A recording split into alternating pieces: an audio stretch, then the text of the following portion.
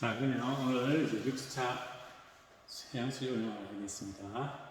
자, 오늘은 제 4-6 석유탄화수소의 독성에 대해서 하겠습니다.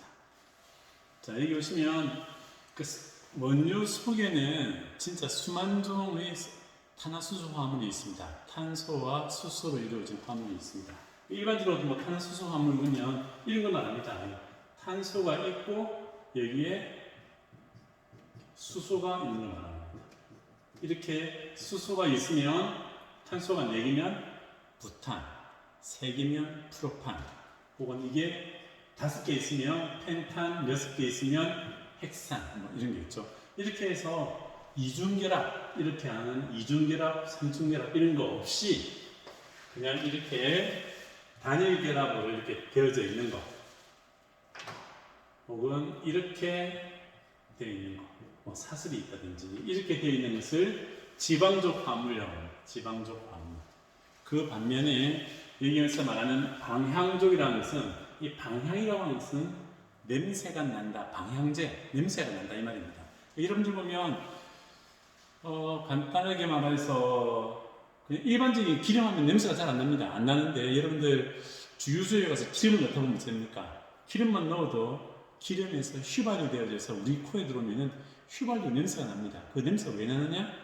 바로 그 기름 속에 있는 방향적 화합물 때문에 납니다. 특히 대표적인 게 이렇게 벤젠 링이라고 합니다. 이렇게 탄소가 6개 있는데 6개 있는 게 고리 형태로 되어져 있고 이 가운데가 이렇게 되어 있는 거. 이건 정확하게 표현하면 탄소가 이렇게 6개가 있는데 여기에 이렇게 하나는 단일결합, 이중결합, 단일결합, 이중결합, 단일결합, 이중결합, 혹은 이것이 이중결합, 단일결합, 이중결합, 단일결합, 이중결합, 단일결합, 이런 것이 이렇게 됐다 이렇게 됐다 왔다 갔다 하기 때문에 이렇게 표현합니다. 안에 동그라미만 넣으면 이것은 여기하고 여기가 이중결합, 단일결합이 교대를 이루어지고 있구나, 이러한 것을 벤젠이라고 하고, 이런 벤젠고리가 이렇게 하나, 둘 붙어 있으면 나프탈렌, 여러분들 알고 있는 나프탈렌입니다. 방향된 나프탈렌. 3개 붙어 있으면 페난스렌, 안스라센, 4개 있으면 파이렌, 이렇게 이름이 다 다릅니다. 쉽게 말해서 기름 속에는 이렇게 단일결합으로 되어져 있는 긴 사슬로 되어져 있는 지방적 화합물, 그리고 벤젠고리가 1개 혹은 2개, 3개, 4개, 5개 이렇게 여러 개 붙어 있는 방향적 화합물로 이루어져 있습니다. 물론 여기는 수소뿐만 아니라 간혹가다만 여기에 질소라든지 혹은 황이라든지 이런 것이 결합되어져 있는 경우도 있습니다. 그러나 그 양은 작고 대부분은 탄소와 수소, 지방적 화합물 아니면 벤젠고리가 몇 개 결합되어져 있는 방향적 화합물로 나눠질 수 있습니다. 독성은 이것보다는 이것이 독성이 훨씬 더 강합니다. 여러분들이 오뎅이나 소세지 혹은 달걀 후라이 할 때 쓰는 게 기름입니다. 그런 기름 먹으면서 우리가 기름의 독성 이런 생각 안 하죠. 그런 것들은 다 지방적입니다. 그렇게 독성에 대해서 생각을 안 해요. 하지만 벤젠링이 있는 이런 방향적 화합물은 독성이 아주 세다 말입니다. 독성이 훨씬 더 세다. 그리고 분자량이 큰 타르보다는 분자량이 중간 정도 되는 성분이 더 크다. 이렇게 고분자량으로 되어 있는 것보다는 저분자량으로 되어 있는 게 훨씬 더 독성이 세다. 그리고 아까도 말한 것처럼 이 방향조라고 하는 것은 여기서 말한 것처럼 독성이 크죠, 그죠? 독성이 큰 방향적 성분이 많이 함유되어 있는 디젤 연료. 그러니까는 이게 기름을 갖다가 하다 보면은 디젤유, 휘발유 이렇게 나오죠, 그렇죠? 그때 디젤 차량에 사용되어지는 연료가 디젤유입니다. 여기에는 방향적 성분이 많아요. 그럼 당연히 뭐죠? 방향적 성분은 독성이 많으니까 방향적 성분이 많이 들어있는 디젤 연료는 방향적 성분이 적게 함유되어 있는 이런 것들보다 더 위험하다. 독성이 더 세다 이 말이죠, 그죠? 그러니까 우리는 머릿속으로 방향적 화합물이 있으면 독성이 더 강하구나 라고 생각하면 됩니다. 실제로 저희 시험실에서는 기름을 분석한다 그러면 기름에 이런 것들 분석 안 합니다. 왜냐? 뭐 농도 높아봐야 독성도 없습니다. 하지만 이것보다 농도가 훨씬 더 약한, 훨씬 더 낮은 방향적 화합물은 독성이 크기 때문에 우리가 관심을 가지고 계속 분석을 하고 그리고 모니터링도 하고 있습니다. 실제로 뭐 준설토라든지 해양 항만에서 혹은 뭐 어느 사업장에서 기름 성분을 잰다 그러면 보통 다 이렇게 방향적 화합물을 측정하고 있습니다.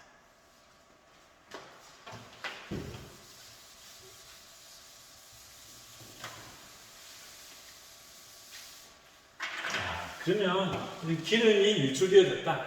과연 환경에 어떠한 피해가 있을까요? 보겠습니다.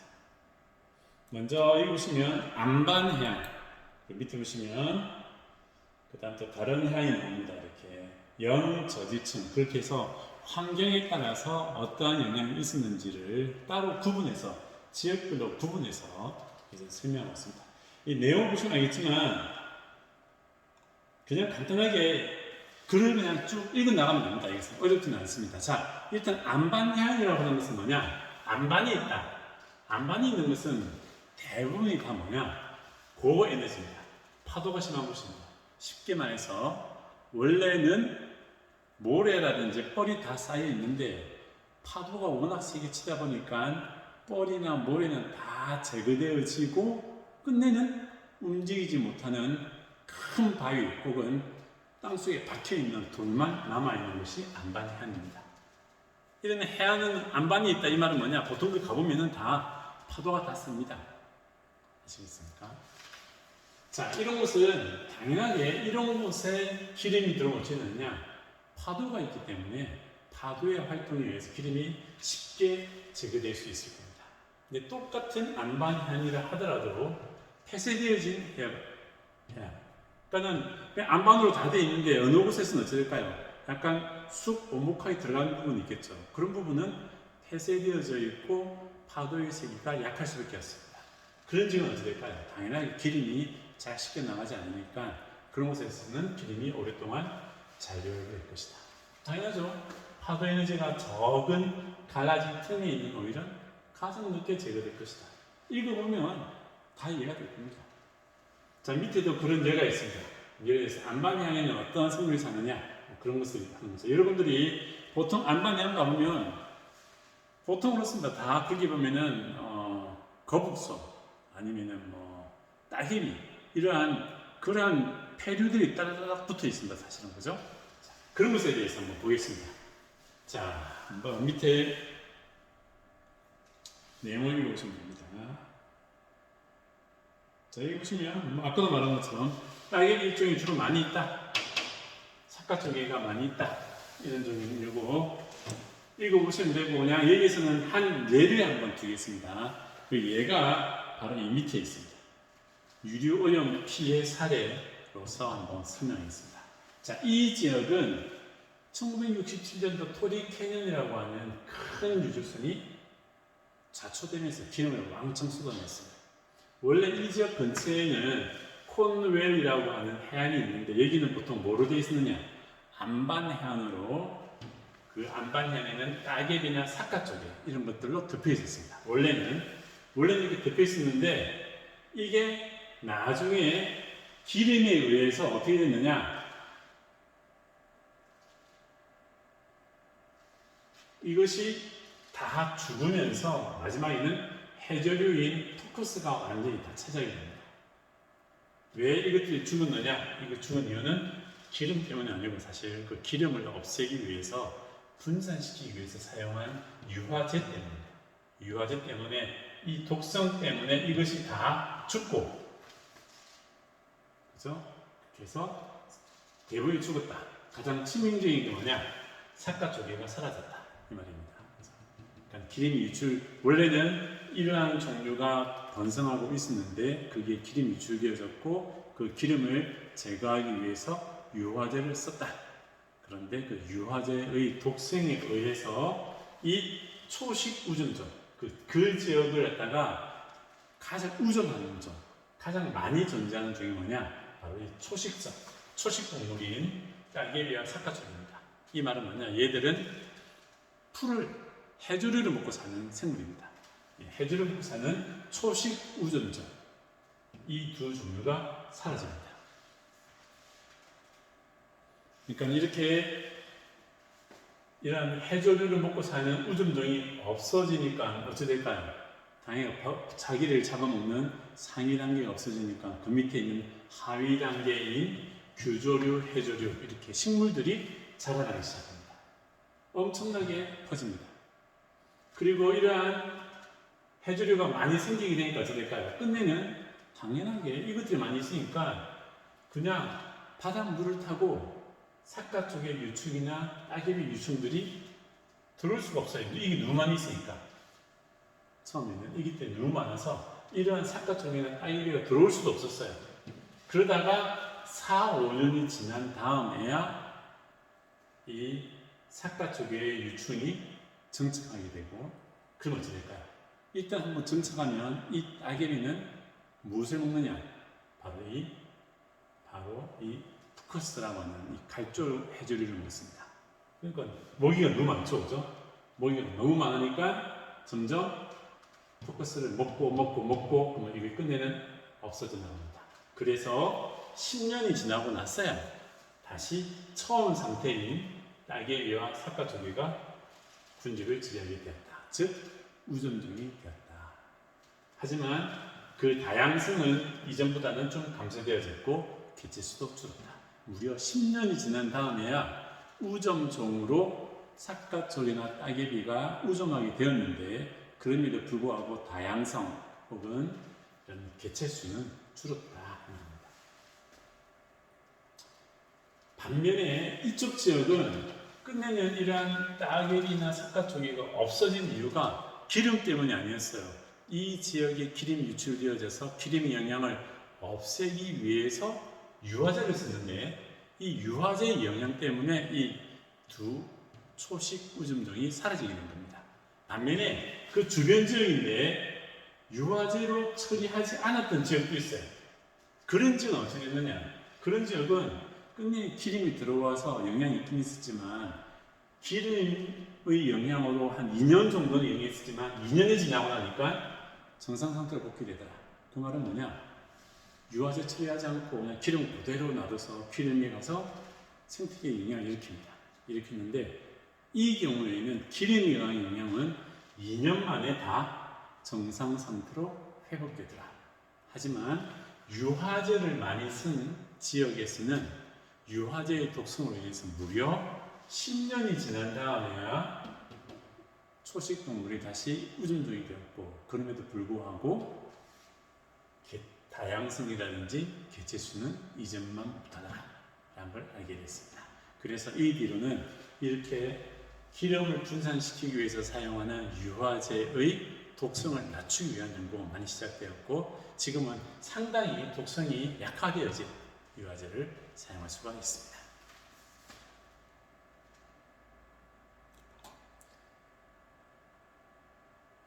자, 이런 겁니다. 이 그림 보시면 연도를 보세요. 연도를 보시면 이게 56년 9월입니다. 그리고 57년 7월, 이때까지는 요 정도였는데 한번 기름 사고가 한번 딱 나가지고 그때는 어떻게 되느냐? 갑자기 해조류가 이렇게 왕창 늘어납니다. 왕창 늘어나고, 그리고 끝내는 처음 상태로 돌아가면서 어떻게 되느냐? 63년 정도. 그죠? 무려 한 6년이 지나고 나서야 처음 상태로 돌아갑니다. 알 수가 있습니다. 이것은 처음부터 간다는 말은 뭐냐? 쉽게 말해서 초식 동물이 다시 나타나서 이런 해조류, 켈프라고 하는 해조류를 잡아먹기 때문에 켈프를 많이 줄여둔 거죠. 그죠? 이 말은 뭐냐? 초식 동물이 다시 우점하게 되었다. 원래의 상태로 돌아오게 되었다. 근데 그 시간이 무려 6년 가까이 되었다. 그 말입니다. 자, 그 다음에 연저지층. 아까 안반해안이라고 항상 딱딱한 겁니다. 그죠? 돌멩이니까 딱딱하죠. 여기서 말하는 연성이란 말, 연이란 말은 딱딱하지 않고 물은 부드러움이라는 뜻이죠. 그죠? 그래서 연저지층이란 말은 뭐냐? 밑에 바닥 저 지질이죠, 그죠? 그러니까 바닥층이 부드러운 것, 소프트 서브스트레이트입니다. 이런 것은 어찌 되느냐? 안반을 내고 이런 것은 어떻게 되느냐? 그 말입니다. 자, 여기 보시면 이런 연저지층을 여러분들 생각하기에는 그냥 그렇게 생각하시면 됩니다. 그냥 갯벌 이렇게 생각하시면 돼요. 갯벌은 너무 입자들이 작고 그래서 그냥 그 위에 기름이 오더라도 기름이 스며들 수가 없어요. 침투할 수가 없습니다. 그 말이에요. 이 기름은 여기에 기름이 오면은 이 지역에 살고 있는 지렁이나 대합조개 같은 것들이 굴을 파지 않는 이상은 이것들이 워낙 미세한 입자로 딱 붙어 있기 때문에 기름이 퇴적물 속으로 들어갈 수가 없습니다. 반면에 만약에 이 지층이 자갈이나 굵은 모래 중에서도 굵다란 말은 하죠. 입자가 크다 그 말이죠. 그러니까 자갈이나 굵은 모래로 되어 있는 경우에는 당연하게 기름이 흡수되어집니다. 쉽게 말해서 이렇게 입자가 촘촘하게 되어 있으면은 기름이 오더라도 기름이 그냥 여기만 남아있을 거예요. 여기. 그런데 만약에 이 지역이 자갈로 되어져 있다. 굵은 모래나 자갈로 되어져 있다. 이런 곳에 기름이 오면 어찌 되겠습니까? 당연히 기름이 이렇게 오면은 스며들어갈 겁니다. 스며들어서 시간이 지나면 기름이 어느 한 청을 이루면서 특정 깊이에 쭉 모여 있을 거예요. 아마 그 말을 하고 있습니다. 침투해서 아스팔트 층을, 즉 기름층을 여기에 형성하게 된다. 그 말입니다. 그 예를 보겠습니다. 여기 보시면 아모포카디즈가 자초되어서 무려 20만 톤의 기름을 유출했는데 이 기름이 어디로 갔느냐? 강 하구와 강 입구로 되었다. 이쪽 지역은 저질층이 어떤 저질층이냐? 이 책에서 말하는 것처럼 연저질층, 부드러운 저질로 부드러운 모래나 자갈로 되어 있다 이 말입니다. 그래서 퇴적층에 섞이게 되었다. 당연하게 이쪽 쪽은 동물상이 있게 되고 그 동물상에 영향을 주었다 이 말입니다. 그래서 끝내는 독성이 얼마나 갔느냐? 상당히 오랫동안 되었고 그래서 독성이 있으니까 생태계 복원이 지연될 수 있겠고 무려 1년이 지난 다음에야 1년 지난 수도 보면 계속 기름이 유출되어 있어서 오염을 일으켰다 그 말입니다. 그죠? 그 다음에 이게 플로리다 쪽입니다.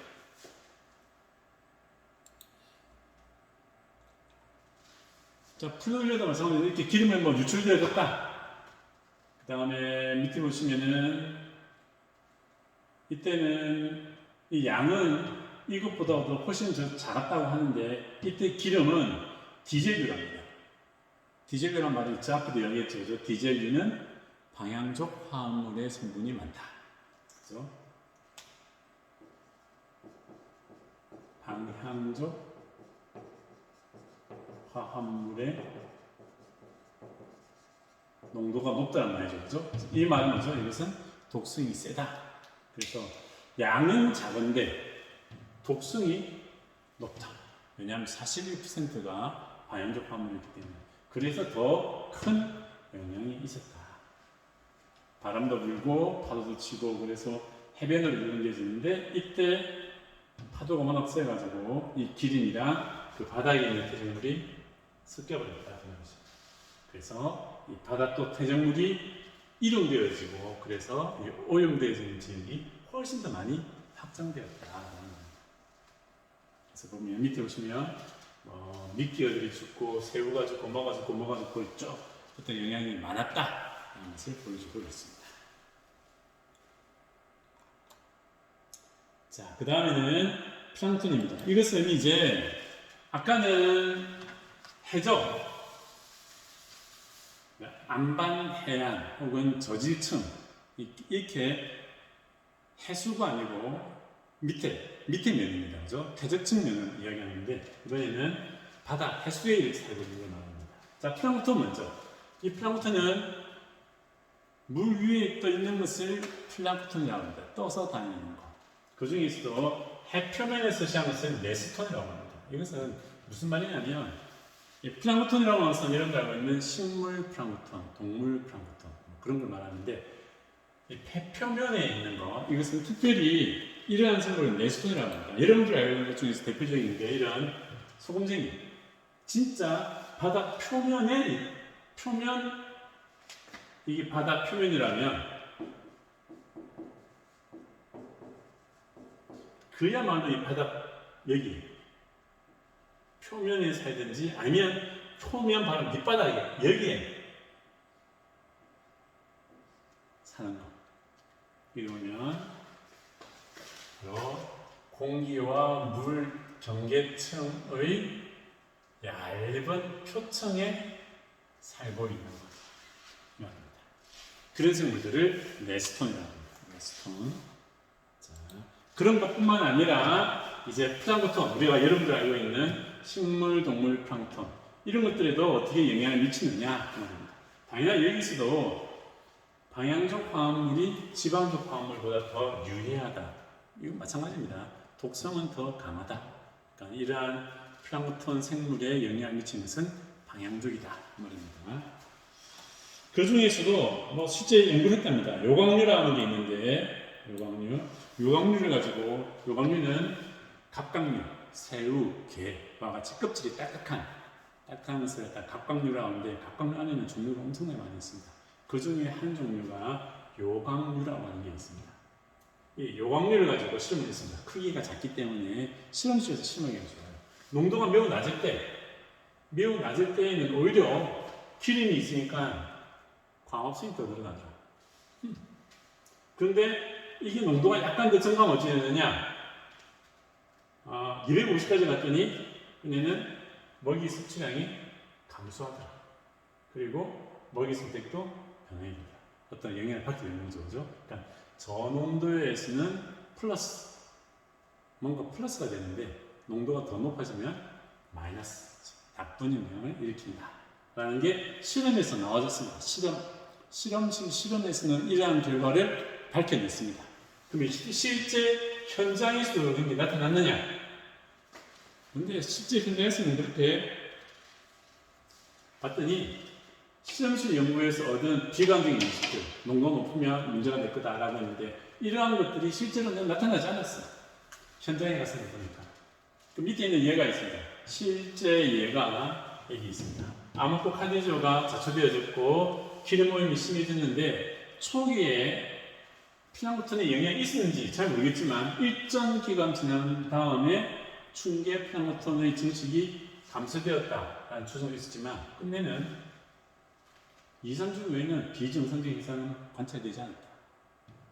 실제 현장에서 연구 결과는 한 2주 지나니까 별 차이가 없네가 되어버린 겁니다. 다 회복이 되어버리면서. 그 다음 밑에도 보시면 심각한 유리오염이 있으면 당연하게 플랑크톤을 죽일 수 있습니다. 당연한 거죠. 하지만 이것도 매우 일시적이다. 그리고 이러한 것들조차 관측할 수 없는 경우가 많더라. 하지만 이것도 이런 게 발생하더라도 어차피 이게 빨리 성장하고 그 다음에 오염되지 않은 지역으로부터의 이주가 있어서 빨리 회복한다. 쉽게 말해서 이 지역에 기름이 유출돼서 플랑크톤이 죽었다 하더라도 해류는 흐르죠. 이렇게 해류가 흐르다 보니까 조사를 해보면 농도가 뚝 떨어지는데 며칠 지나서 일주일, 2주일 지나서 보면 옆에 있던 해류가 흘러들어오면서 그냥 여기 살고 있는 플랑크톤이 들어오는 거죠. 그렇죠? 그러니까 회복이 되더라. 또 여러분들 알다시피 석유탄화수소라고 하는 것은 탄소와 수소로 이루어져 있습니다. 탄소와 수소. 이것은 뭐냐? 이러한 효모나 박테리아에 의해서 분해되고 이게 분해되어지면 어떻게 되느냐? 이것은 영양염 공급원으로 작용해서 일제 생산을 증진시킬 수 있다. 끝내면 어떻게 되냐면 기름이 있는 곳에서는 이것이 분해되면서 나중에 식물 플랑크톤이 광합성을 하는데, 즉 1차 생산을 하는데 오히려 더 플러스가 될 수가 있다 라는 것을 보여주고 있습니다. 이렇게. 그래서 지난번에도 아마 제가 얘기했을 텐데 다음 챕터에 중금속에서도 이렇게 나옵니다. 중금속 실험하면은 당연하게 납 그러면은 납은 당연하게 신경 독성 물질도 생물의 독성을 일으킨다, 치사를 일으킨다라고 하는데 농도가 아주 낮은 상태에서 노출하면은 오히려 광합성이 늘어나요. 성장도 빨리 되고. 그러다가 농도가 높아지면 그러면은 나쁜 영향이 나타납니다. 이것도 마찬가지로 농도가 낮을 때에는 위에도 보면 나와 있는데 농도가 낮을 때에는 오히려 플러스, 농도가 높아지면 마이너스의 영향을 보여주더라 라는 게 밝혀졌습니다. 자, 이것이 플랑크톤. 자, 그러니까 물 위에 떠 있는 플랑크톤은 뭐 죽는다 이런 말도 있지만 금방 2, 3주 후면은 비정상적인 것은 관찰되지 않는다. 쉽게 말해서 이렇게 오염되지 않는 깨끗한 지역으로부터 새롭게 이런 생물들이 들어와서 2주에서 빨리 회복한다 그 말입니다. 아시겠죠? 그 다음에 부착생물은 2교시에서 하도록 하겠습니다.